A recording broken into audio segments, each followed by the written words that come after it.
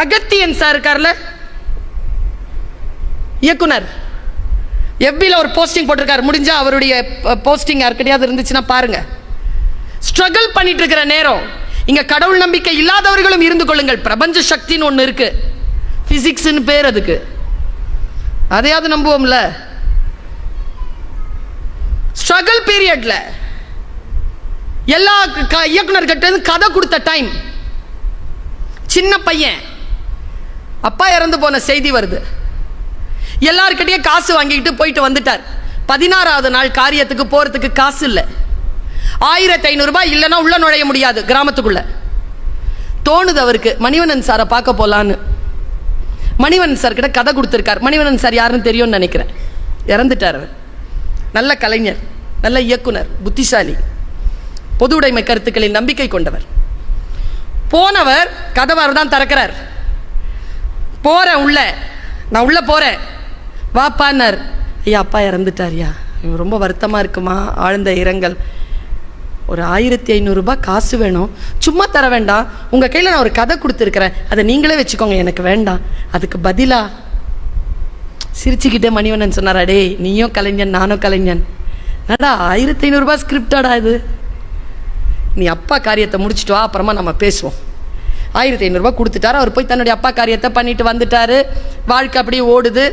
மணிவண்ணன் சாரை வச்சு 6-7 படம் பண்ணிட்டார், சக்சஸ் ஆயிட்டார். 10-12 வருஷம் கழிச்சு மணிவண்ணன் சாரை சந்திக்கிறார். பேசிக்கிட்டே இருக்கும்போது சொன்னார், அந்த ரொம்ப உருக்கமான அந்த நோட்ஸுங்க அவர் எஃபியில் எழுதியிருக்காரு, ஃபேஸ்புக்கில் முகநூலில் எழுதியிருக்கார். சிரிச்சுக்கிட்டே சொன்ன, ஐயா எவ்வளோ நாள் நானும் நீங்களும் பழகிட்டோம், இருந்தாலும் அந்த 1500 ரூபாவை நான் திருப்பி கொடுக்கலையே. சிரிச்சுக்கிட்டே மணிவண்ணன் சார் சொன்னாரா, டேய் நீ எனக்கு எவ்வளோ படம் கொடுத்துருக்க தெரியுமா, உனக்கு ஒரு 6-7 படம் பண்ணியிருப்பீங்களா, எவ்வளோ சம்பளம் கொடுத்துருக்க தெரியுமா, எவ்வளோ 75 லட்சம் ரூபா. அப்படியா, ப்ரொடக்ஷன் சாருக்கு தான் தெரியும், எனக்கு தெரியல. அவ்வளோ கொடுத்துருக்கேன். நீ உனக்கு ஒரு விஷயம் சொல்கிறேன், மனசில் எழுதி வச்சுக்கோ, உன் 1500 ரூபா எனக்கு வேணாம்.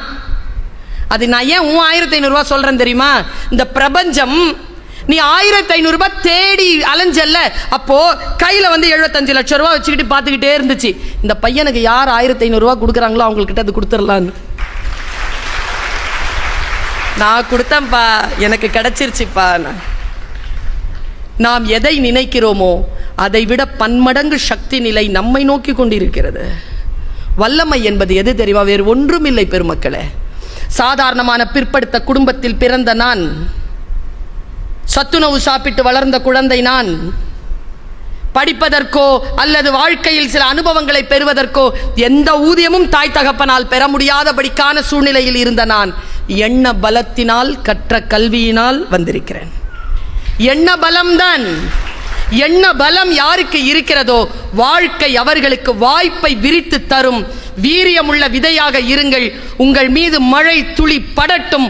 மழை துளி படவில்லையா, மழை துளி படும் இடத்திற்கு நகர்ந்து போகக்கூடிய வல்லமை நமக்கு வர வேண்டும் என்று சொல்லிக்கொண்டு வாய்ப்பளித்தமைக்கு நன்றி பாராட்டி நிறைவு செய்கிறேன். நன்றி, வணக்கம்.